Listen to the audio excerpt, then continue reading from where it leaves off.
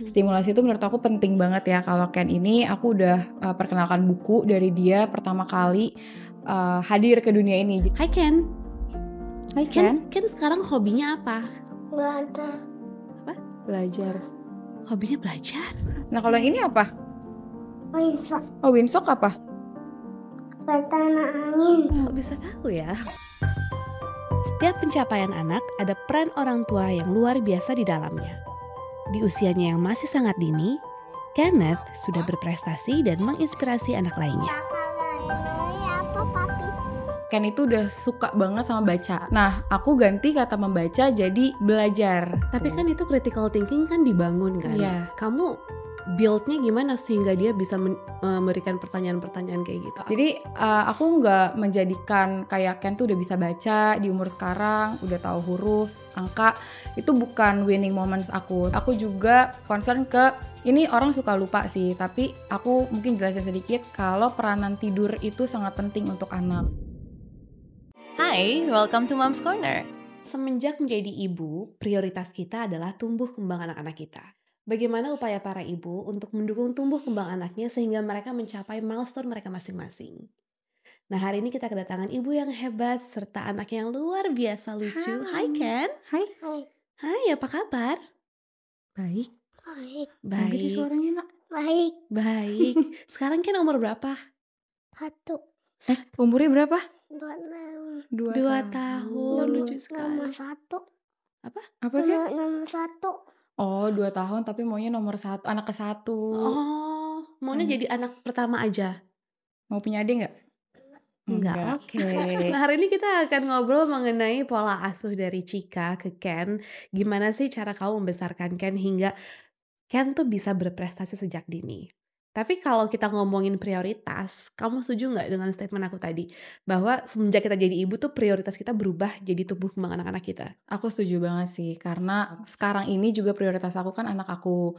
Kebahagiaannya dia, terus juga kesuksesannya Ken, dan gimana caranya supaya Ken ini bisa menganggap keluarganya, terutama ibunya, itu adalah support terbesar di dalam kehidupannya gitu sih. Oke. Sekarang kan Ken usianya 2 tahun 8 bulan ya Iya. gitu. Berarti kan masih golden age kan. Apa sih prioritas kamu dalam merawat Ken terutama dalam golden age dia? Prioritas utamaku yang pastinya itu pemenuhan nutrisi ya. Oke, nutrisi ya. Nutrisi itu paling penting menurut aku. Jadi nutrisi yang masuk ke tubuh Ken itu memang harus yang kalau secara makanan harusnya adekuat. Jadi emang harus ada karbohidratnya, protein nabatinya, hewani paling penting, ada lemaknya dan juga ada sayurnya. Dan yang berikutnya adalah stimulasi. Stimulasi itu menurut aku penting banget ya. Kalau Ken ini aku udah perkenalkan buku dari dia pertama kali hadir ke dunia ini. Jadi di Diapers Bag itu aku memang udah siapin buku. Itu contrast book untuk Kenneth itu baca gitu. Dan selain buku juga aku sering kasih Ken tuh kayak sensory play gitu untuk melatih kayak taktilnya dia, untuk menstimulasi 7 sistem sensorinya Ken juga, karena itu penting banget menurut aku. Tadi kan kamu bilang yang kamu prioritaskan sekarang adalah nutrisinya Ken dan stimulasi ya. Nah, nutrisi apa saja yang kamu prioritaskan di usianya yang sekarang? Yang pasti makanannya ya. Makanannya Ken itu emang yang harus benar-benar ada makro dan mikronutriennya. Jadi aku jarang banget nih kalau cemilan Ken sekolah juga biasanya aku bikin sendiri. Jadi dia emang nggak kenal jajan gitu. Kenapa? Karena aku ngerasa kalau misalkan aku yang bikin makanannya kan lebih safe. Terus aku juga lebih tahu nih bahan-bahannya apa aja. Terus lebih bersih lah, pokoknya lebih hygiene. Dan aku juga sering kayak bikin makanan Ken tuh bareng sama Ken. Jadi Ken juga bisa ngerasain makanan dia sendiri. Itu kan juga bikin dia lebih semangat makannya karena itu dia sendiri yang masak kan. Terus Ken juga aku kasih susu pertumbuhan juga ya. Itu supaya aku lebih tenang aja sih. Jadi semua kebutuhan nutrisi Ken aku ngerasa udah terpenuhi gitu dari susu pertumbuhan itu. Jadi Kennya juga gak gampang sakit, imunitasnya jadi lebih terjaga. Ya dia jadi lebih, kalau anak-anak seusia Ken ini kan pasti rasa ingin taunya besar banget ya, dan dia tuh banyak pengen explore sesuatu.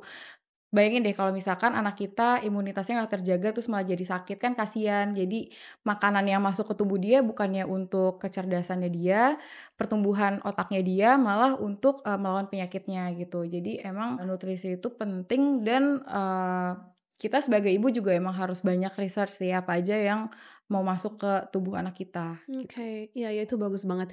Nanti kita akan gali lagi mengenai nutrisi dan susu pertumbuhan. Tapi sekarang aku mau ngobrol dulu sama Ken. Hai Ken. Hai Ken, Ken, Ken sekarang hobinya apa? Nggak ada. belajar. Hobinya belajar. Belajar apa? Belajar apa? Kalkulus. Kalkulus. Wow. Emang kamu tahu di kalkulus tuh ada apa? Kalau olahraga suka nggak? Nggak suka. Nggak suka. Maksudnya sih kamu suka main bola kan? Iya. Suka nggak? Suka main bola. Suka main badminton. Oh iya dia suka main badminton. Wow. Iya jadi dia pagi-pagi tuh dia kan kalau bangun jam 5:30 ya kak. Pagi 5:30 sekali ya. ya. Pagi banget makanya nggak cocok sama aku ya. Jadi dia tuh bangun jam 5:30 biasanya tuh udah keluar sama papinya. Jadi olahraga kecil, badminton. Jadi nanti papinya kayak lemparin kok terus dia nangkep gitu. Dan dia emang udah bisa nangkepnya juga gitu. Kalau bola juga udah diajarin. Dia suka main bola sepak. Wow. Kamu suka main bola sepak kan? Suka. Basket suka nggak? Gimnastik, berenang suka? Nggak suka. Oh dia satu sih dia nggak suka berenang. Kebalikan kalau anak aku suka banget berenang. Oh iya aku suka nonton. Kalau Isa udah ini loh Ken, berenangnya nggak pakai pelampung. Nanti kita belajar ya. Nanti berenang bareng sama anak aku mau nggak? Dede kamu berenang. Oh nggak ya mau. oke. Oke. Liatin aja mau. Celup kaki. Celup kaki mau. Nah sekarang tim aku sudah menyiapkan gambar-gambar yang katanya bisa Ken tebak. Wow. Nanti mama aja yang kasih tahu ya. Kamu tahu nggak ya Yang ini? kasih lihat gambar apa aja. Kita coba ya, bentar Ken. Ini dari BTS. Iya sabar belum mulai Ken. Kamu tahu nggak sih ini apa ya? Dari BTS. Oh Tower BTS ini Onti. Oke. Kamu tahu nggak fungsinya apa? Tower BTS. Wah itu untuk kayak biar atas pesawat. Oh biar pesawat bisa lihat. Kalau ini apa? Nah itu kode politik. Bola listrik. Biar pesawat kita kelihatan. Oh kalau ini supaya pesawat itu bisa tahu gitu. Nah kalau yang ini apa? Oh windsock apa? Kecepatan angin. Oh untuk ngukur kecepatan angin. Wow. Wah kalau ini pesawat apa ya? Ini kan baru. Oh ini dulu, oke. Ini kamu tahu nggak mesinnya apa pesawat ini? Yang propeller. Oh ini pakai propeller. Yang ini kecil yang gede ada mau. Oke yang gede itu pakai mesin apa? Bukan yang radio. Yang mana ya? Bukan yang radio. Nggak ada nak, yang ada aja ya. Ini mesinnya apa kamu tahu? Ini tuh. Kok dia ngatur? Ini mesin apa? Dia pernah naik ini. Oh wow. Wah kamu happy ya? Emang gimana pesawatnya kalau mau berangkat? Propeller ini. Bukan hanya nebak pesawat tapi dia nebak mesinnya Mesinnya ya. propeller. Yang turbofan. Oh yang jatuh yang turbofan mesinnya Onti gitu. Kok bisa tahu ya? Oh, kan happy naik pesawat? Oh happy. Kan suka naik pesawat. Kan senang naik pesawat. Iya. Oh kalau pesawatnya mau pergi apa namanya ya? Yang take-off. Oh mau take off. Kalau udah sampai, Jalan. ya terus? Landing. Oh sebelum dia landing dia jalan kemana dulu tuh? Ke runway dulu. Oh ke runway dulu. Baru habis itu landing. Iya. Oh gitu. Tapi mami nggak tahu lagi ini apa ya? Sigma. Oh ini sigma. Terus ini integral. Ini integral. Terus Terus ini epidermis. epidermis. Terus ini pankreas. Ini pankreas. Ini terus Ini apa? masuk ke kompasi dulu, habis itu pembakaran, habis itu ini yang benang ini habis itu keluar. Oh jadi proses pesawat terbang itu pertama masuk ke kompresi, apalagi ya, apalagi deh kompresi. Oh terus ke pembakaran, abis itu? Keluar. Oh abis itu keluar baru pesawatnya terbang. Wow, gitu. itu jadi isi mesin pesawat ini. Iya proses sebelum mesinnya berangkat terbang. Kan biasa ada bunyi-bunyi ya kan. Nah itu bunyinya tuh ternyata karena ini terjadi tadi tuh apa kompresi dan pembakaran itu. Ada lagi nggak? Keluar dulu, habis itu runway dulu, baru habis itu take off dan landing ya Ken ya? Ken cita-citanya mau jadi pilot, bukan? Ini akal. Itu Oh ini akar. Kamu cita-citanya apa sih? Engineer. Engineer. Dia lebih tertarik sama mesinnya makanya. Karena dokter. Apa? Dokter. Oh dokter juga mau. Dokter, mau dokter atau engineer? Oh dokter. Oh kalau dokter berarti kamu tahu dong ini apa? Alveolus. Oh ini alveolus. Bisa nggak diambil? Tapi daya ingatnya luar biasa ya. Iya dia emang fokusnya bagus sih sama dia cepat menyerap. Bisa nggak diambil? Bisa sayang. Ini memang kalau di rumah suka belajar atau gimana sih cara kamu ngenalin gambar-gambar ini? Jadi tuh sebenarnya awalnya Ken itu udah suka banget sama baca. Dia tertarik banget sama baca. Nah, karena aku lihat dia selalu enjoy setiap baca, jadi aku beliin banyak buku dong. Macem-macem, ada buku petualangan, buku banyak lah pokoknya. Nah, aku ganti kata membaca jadi belajar. Niatnya itu supaya anak ini tuh selalu happy gitu kalau nanti belajar sampai dia tua dia selalu bahagia gitu setiap dia belajar. Dan bukunya itu kita bertiga sih sama suami aku, kita tuh punya waktu dimana dalam 1 bulan tuh kita emang beneran belanja ke toko buku untuk beli buku. Jadi biar dia tuh punya childhood memory-nya tuh, oh ini belanja buku bareng sama mami papi gitu. Dan anak ini memang lebih tertarik ke buku-buku tentang sains. Gitu. Jadi kalau misalnya naik pesawat gitu, pertanyaan dia itu bukan awannya, tapi kenapa pesawat ini kok bisa mengangkut orang banyak, kok pesawat ini bisa jalan gitu.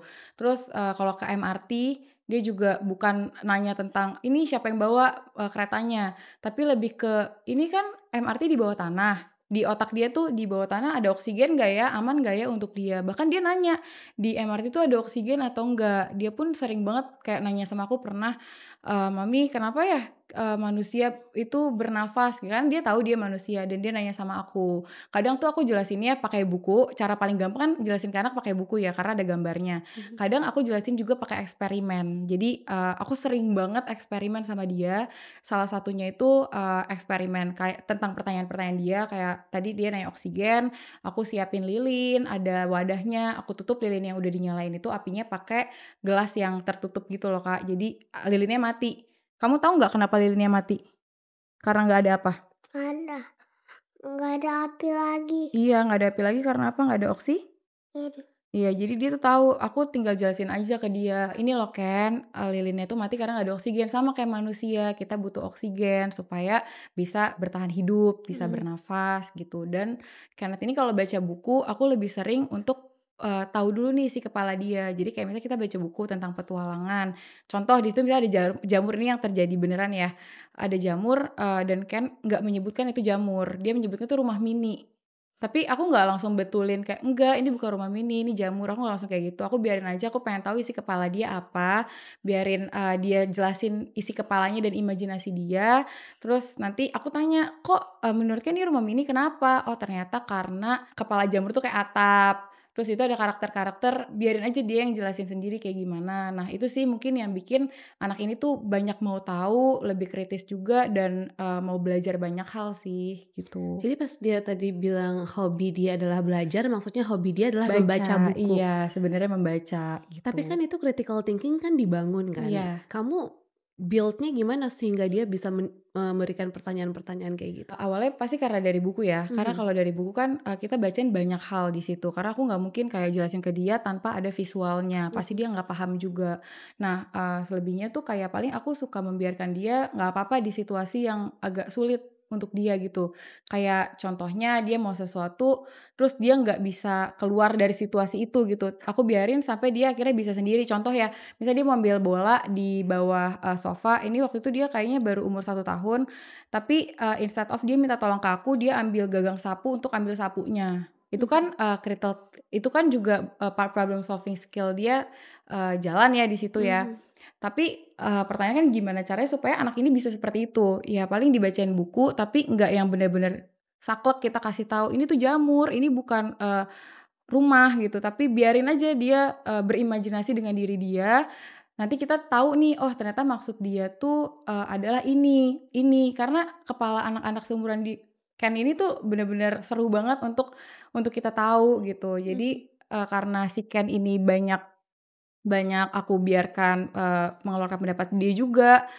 Ya itu sih mungkin yang bikin dia jadi kritis gitu, kayak kalau misalkan naik lift, pertanyaan dia tuh waktu itu, oh enggak naik lift deh, aku waktu kemarin itu kan bungee jumping kan, yang dia tanya itu bukan kok bisa gitu, tapi dia nanya ada gravitasinya atau enggak di situ. Tapi kan sebenarnya kenapa Ken bisa tahu itu karena relate sama apa yang dia selalu baca gitu. Yap. Anak itu kan sebenarnya kayak kertas putih aja, apa yang mau kita taruh di dia.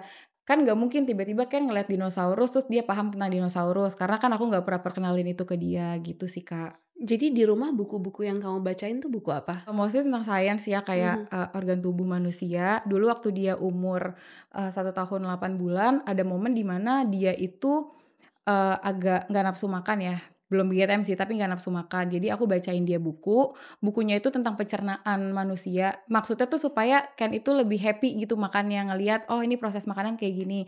Tapi ternyata dia menyerap omongan aku. Dan pas dia makan, dia bisa nyebutin tentang proses pencernaan makanan manusia. Kayak makanan tuh masuk ke mulut, kerongkongan. Dia bisa sebutin itu semua. Wow. Nah dari situlah aku mikir ternyata anak ini tuh bener-bener tertarik banget ya sama sains tentang organ tubuh manusia, planet, dia suka banget juga sama luar angkasa. Terus banyak sih mesin-mesin mobil, mesin-mesin pesawat, dia suka gitu. Jadi bukunya di rumah tentang seperti itu Mostly ya? kayak gitu, tapi ada juga kayak tentang toilet training gitu-gitu, jadi lebih gampang untuk nge-sounding ke dia. Buku-buku dongeng gitu ada nggak? Ada banyak juga Ada itu, juga? ada juga. Oh, Dia juga oke. senang kok kalau denger-denger dongeng. Cuman kadang kalau dongeng tuh dia nggak se-happy kalau tentang sains. Kalau sains tuh misalnya kita lagi bahas tentang penyakit ya, tentang infeksi, dia tuh lebih banyak pertanyaannya Kak, kayak kok bisa kena infeksi ya, padahal kan kumannya kecil mami gitu. Jadi pertanyaannya lebih banyak dibandingkan dongeng Oke. gitu. Pernah nggak ada pertanyaan Ken yang dia tanyain terus kamu bingung jawabnya Itu apa? sering banget sih, Sering Kak. banget? Sering banget. Kadang aku juga nggak bisa bohongin dia ya, aku nggak mau bohongin dia kayak dengan jawaban asal aku lebih ke, "Ken maaf ya mami nggak tahu, gimana kalau kita belajar bareng?" Gitu. Jadi kita belajar bareng, Oke. baca. Kan kadang pertanyaan dia tuh nggak ada bukunya gitu, kayak misalnya dia mau minta coklat, terus dia nanya aku larang dia buat makan coklat, dan dia tanya kandungannya itu emang apa kandungan coklat yang bikin dia nggak boleh makan coklat. Oke, aku jelasin, setelah aku Wow. jelasin, kamu kan terus dia bilang, "Tapi mami makan coklat." Aku bilang kalau kan nggak apa-apa Ken kalau jadi kayak bingung gitu mau jawab apa. Terus dia bilang kalau anak kecil nggak boleh, orang dewasa boleh. Nggak lama dia bilang lagi, tapi temen Ken di sekolah makan coklat gitu. Jadi nggak ada habisnya sih. Pertanyaannya dia tuh nggak pernah ada habisnya dan kadang emang aku nggak bisa jawab.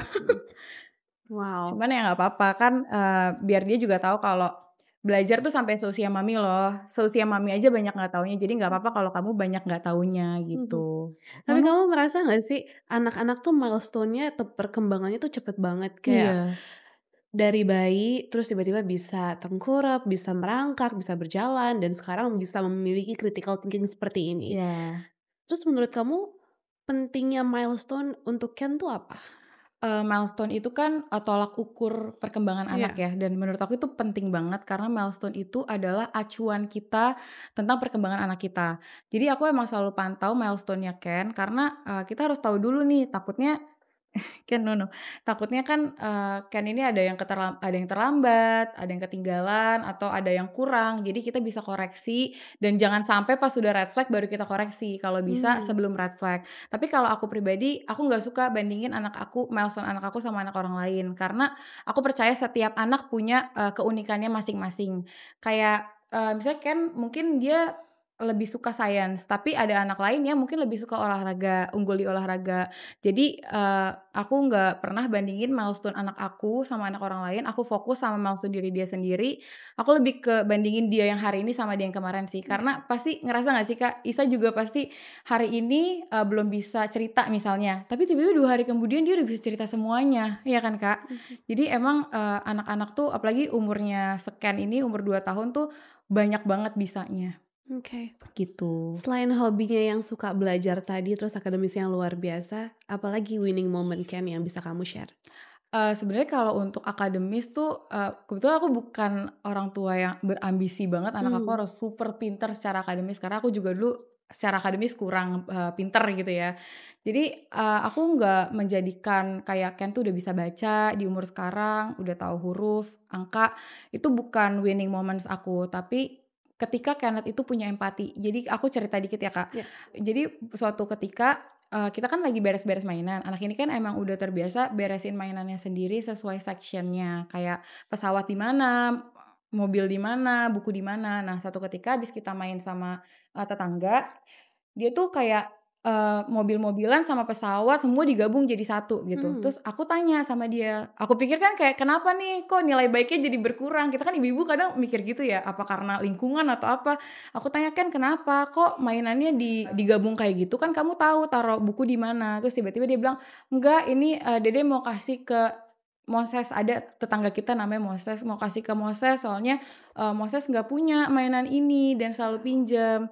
Dan menurut aku itu untuk anak umur 2 tahun ya, menurut aku, mungkin menurut orang lain itu hal yang biasa, tapi aku pribadi tuh bangga banget sama dia karena ternyata di usia 2 tahun dia bisa punya menunjukkan rasa empati ke orang lain. Dan Ken ini kan cowok ya, dia akan jadi kepala keluarga, dia akan jadi laki-laki gitulah nantinya.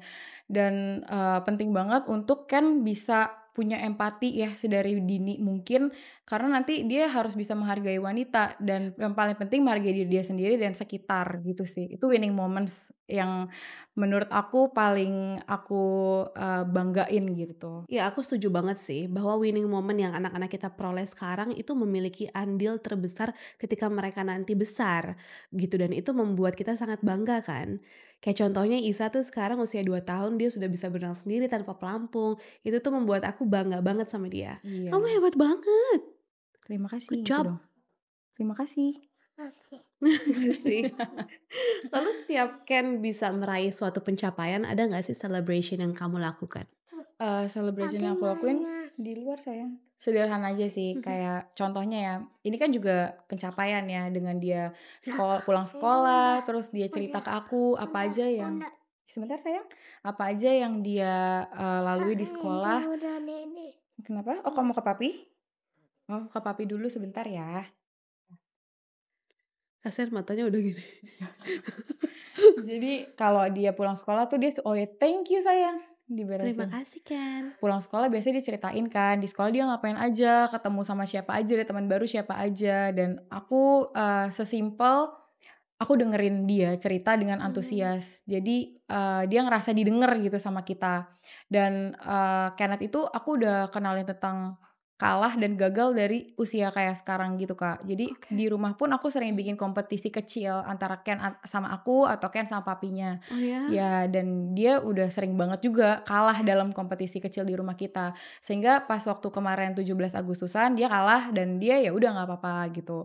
Contoh Tapi kompetisi kecilnya apa? contoh kompetisi kecil misalnya kayak pindahin pom-pom aja, itu kan juga sekalian stimulasi kekuatan ototnya dia kan untuk stimulasi menulis juga. Jadi pindahin pom-pom dari botol yang satu ke botol yang lain. Tapi dia jelas dia kalah kan karena kita orang dewasa. Tapi aku nggak sengaja aku menang-menangin supaya dia happy. Jadi biarin aja anak ini tuh ngerasain oh ini namanya kalah, oh ini namanya gagal, dan aku tetap bilang sama dia nggak apa-apa ya Ken, yang penting kan Ken udah coba, yang penting Ken udah berani.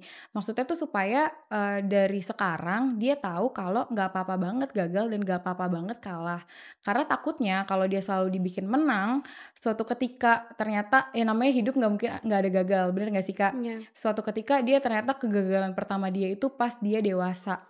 Dan dia bingung mau memproses kegagalan itu gimana karena dia nggak pernah mendapatkan kegagalan gitu kan. Jadi takutnya dia malah jadi demotivasi, terus dia juga ke depannya malah jadi lebih nggak semangat lagi karena kegagalannya dia itu gitu. Tapi aku tetap apresiasi dia. Dia gagal aja aku apresiasi, apalagi kalau dia nggak gagal gitu kan. Gitu sih. Jadi kalau dia gagal kamu biasanya bilangnya apa?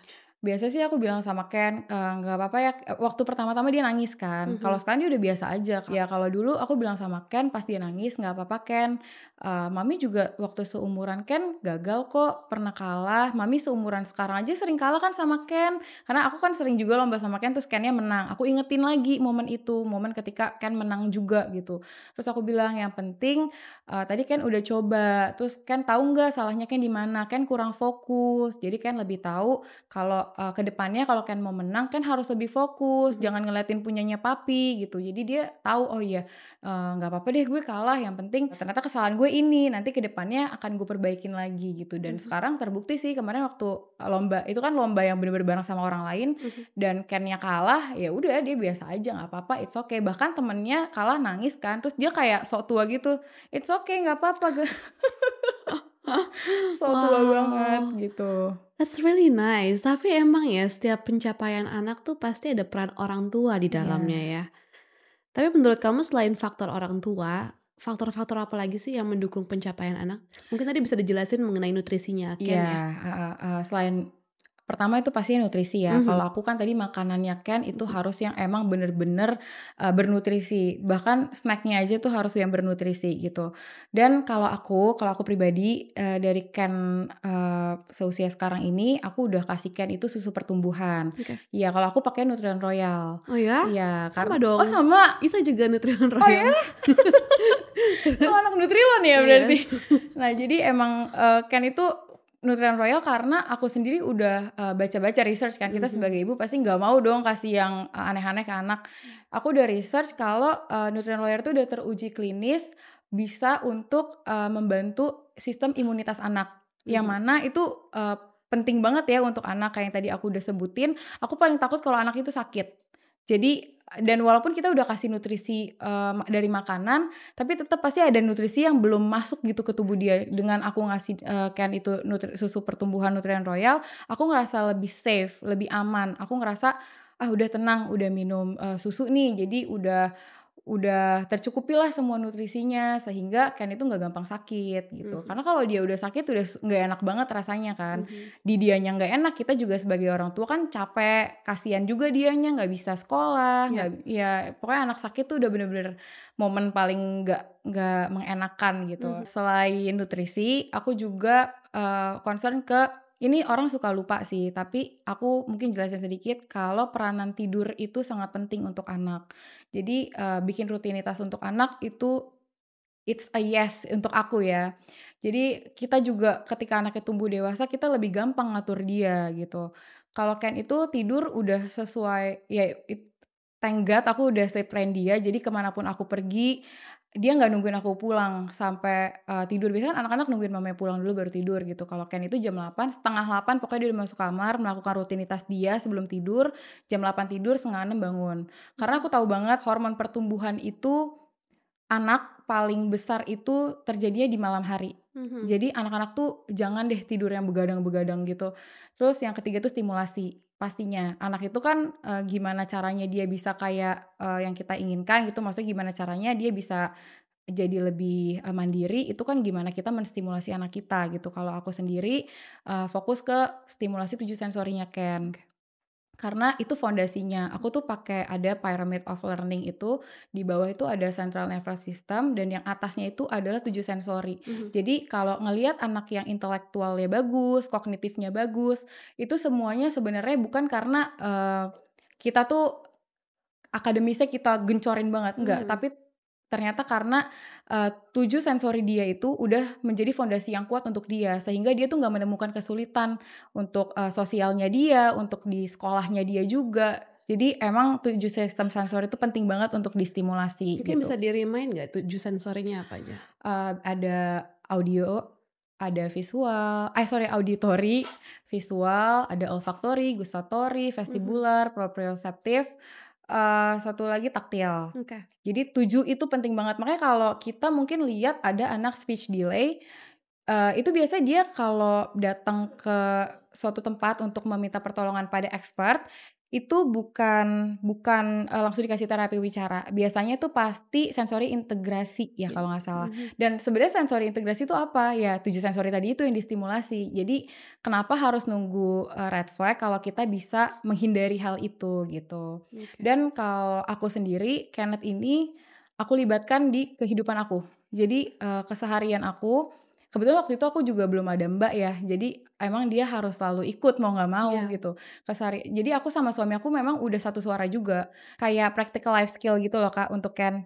Jadi Kenneth ini harus tahu basic life skill, walaupun dia cowok, dia tetap ikut masak. Makanya kan ada juga konten aku yang dia tuh tau kunyit, kemiri. Orang bingung kenapa anak sekecil ini kok bisa tahu? Ya karena dia memang udah dari kecil sering ikut di dapur. Wow, gitu. aku kalah sama Ken. Ya aku juga sih Kak, pas nikah baru bisa. Terus kayak jadi aku libatkan Ken tuh dalam setiap kegiatan aku, kayak misal aku ngepel, aku nyapu, walaupun emang sebersih apa sih, bukannya tega ya, tapi sebersih apa dia ngepel dan nyapu sebenarnya nggak bersih, tapi ya at least dia ikut serta. Sebenarnya bukan satu emang iya untuk biar dia bisa bertahan hidup pastinya untuk kemandiriannya dia. Tapi yang lebih penting dari itu adalah aku ngerasa ketika aku melibatkan Ken di kehidupan aku, Kenneth itu jadi kayak punya rasa kepercayaan diri yang besar. Dia tuh jadi lebih pede untuk approach orang duluan, atau mungkin mencoba hal yang dia nggak pernah coba, dia berani explore apapun. Dia tuh jadi lebih percaya diri karena ya dia udah dilibatkan. Di rumah dia ngerasa oh gue capable nih, gue part dari keluarga ini gitu. Jadi emang itu sih yang aku lakukan selain stimulasi, jadi melibatkan Ken di kehidupan aku. Wow. Aku dan papanya ya pastinya. Kamu tuh kelihatannya ibu-ibu yang selalu melakukan research ya sebelum memberikan sesuatu ke anak ya. Biasanya research apa sih yang kamu lakukan sebelum kamu kasih sesuatu ke Ken? Sesuatu itu apa dulu Kak? Kayak nutrisi atau susu pertumbuhan tadi. Research apa yang kamu cari? Biasanya sih nutrition facts-nya ya, kayak gulanya gimana, terus lemaknya gimana, lemak baiknya. Kalau untuk makanan juga biasanya tuh aku cari tahu dulu nih, ini pemanisnya buatan atau enggak gitu. Atau kadang kan ada yang emang asalnya emang pemanisnya tuh gulanya dari buahnya langsung kan. Atau emang ini tuh pemanis buatan, kandungan MSG-nya gimana, kayak gitu-gitu sih. Karena itu mempengaruhi dia, apalagi kalau dia makan sesuatu yang terlalu manis. Yang aku rasain ke Ken itu anaknya jadi lebih tantruman dan behaviornya tuh jadi berubah aja gitu dan susah tidur. Jadi itulah makanya kayak kalau misalkan dia lagi ke rumah mamaku, aku udah wanti-wanti tuh semua keluarga, jangan kasih Ken cemilan kalau aku belum ACC. Kayak misal aku pergi dan Kenneth-nya gak ikut, misal kayak aku mungkin pergi 2 hari, itu aku bener-bener udah CCTV aku pantau terus. Jangan sampai kelihatan nih ada yang ngasih anak gue makanan yang gue nggak ACC gitu. Dan puji Tuhan semuanya juga akhirnya mengerti sih, walaupun awalnya dibilang lebay. Iya. Ya emang semua ibu sebaiknya melakukan research sih tentang apa yang ingin diberikan kepada anaknya. Mau makanan atau apapun itu sebaiknya based on research. Itu alasannya kenapa aku memberikan Isa Nutrilon Royal, karena Nutrilon Royal tuh memiliki double biotics. Ada FOS, GOS yang memang sudah terbukti memperkuat imunitas sehingga anak tidak gampang sakit dan jadinya lebih sehat. Lalu Nutrilon Royal juga memiliki DHA dan EPA yang membantu memaksimalkan stimulasi yang kita berikan kepada anak-anak kita untuk meningkatkan intelijensi mereka. Jadi anak-anak tuh jadi lebih fokus untuk menerima stimulasi dan pembelajaran apapun yang kita berikan kepada anak-anak kita. Dan gak ketinggalan didukung dengan 120 tahun inovasi gizi awal kehidupan yang terpercaya memberikan nutrisi terbaik untuk tumbuh kembang si kecil. Nah, ngomongin soal susu pertumbuhan, menurut kamu peran susu ini untuk mensupport Ken tuh gimana? Karena kita tahu kan Ken usianya segini tapi kecerdasannya sudah di atas rata-rata. Kalau aku sendiri ya yang aku rasakan, Nutrilon Royal itu berperan penting banget sih untuk Ken, karena Nutrilon Royal sendiri udah teruji klinis ya kalau bisa untuk memperkuat imunitas anak. Nih lihat sendiri Kenneth anaknya aktif banget mau eksplor sana sini. Jadi kalau dia sakit pasti pertumbuhannya Ken dan perkembangannya Ken juga pasti terhambat. Dan kita kan sebagai orang tua tuh prioritasnya adalah untuk kemenangan anak kan. Jadi emang aku merasa terbantu sih dengan adanya Nutrilon Royal. Jadi Ken tuh bisa lebih terjaga imunitasnya. Ya aku sepakat sih, sebagai seorang ibu prioritas untuk meraih kemenangan anak adalah hal yang sangat penting. Maka dari itu memiliki partner seperti Nutrilon Royal itu sangat-sangat bermanfaat bagi mereka agar bisa selalu pastikan si kecil mendapatkan nutrisi optimal yang sangat penting untuk tumbuh kembangnya. Karena kemenangan si kecil adalah prioritas kita. Setuju Cika? Setuju banget, karena kemenangan si kecil adalah prioritas utama untuk aku. Oke, Cika ada yang ingin sampaikan nggak untuk para ibu-ibu muda mengenai topik kita hari ini? Lebih ke calon ibu dan ibu muda kali ya. Sebelum menentukan ingin memiliki anak, ada bagusnya untuk research banyak hal. Karena kalau kita mau punya anak itu bukan cuman kesiapan finansial ya, tapi mental juga. Terus cari tahu juga nih dari anaknya masih di perut, stimulasi apa aja yang bisa kita lakukan. Terus nutrisinya apa aja untuk anak. Nah kalau anaknya udah lahir juga research lagi. Makanan apa yang bisa mendukung tumbuh kembang anak dan susu apa yang cocok agar imunitas anak terjaga, terus bisa juga mendukung tumbuh kembang anak gitu sih kalau dari aku. Yes, dukung kemenangan sekecil dengan memberikan dukungan yang optimal dengan Nutrilon Royal. Kunjungi Instagramnya @nutriclub_id untuk info lebih lanjut. And be part of NutriClub family. Oke, Cika, Ken, thank you so much for sharing. Terima kasih ya, Ken. Terima kasih. Ya, Terima kasih banyak. terima kasih banget. Terima kasih, sampai ketemu lagi ya. Besok-besok main lagi mau nggak? Mau. Mau. Kamu betah. Emang ini di mana? Apar? Nanti ke mall ya. Nanti ke Nanti ke mall. nanti ke mall ya. Ya oke. Thank you. And see you guys next week.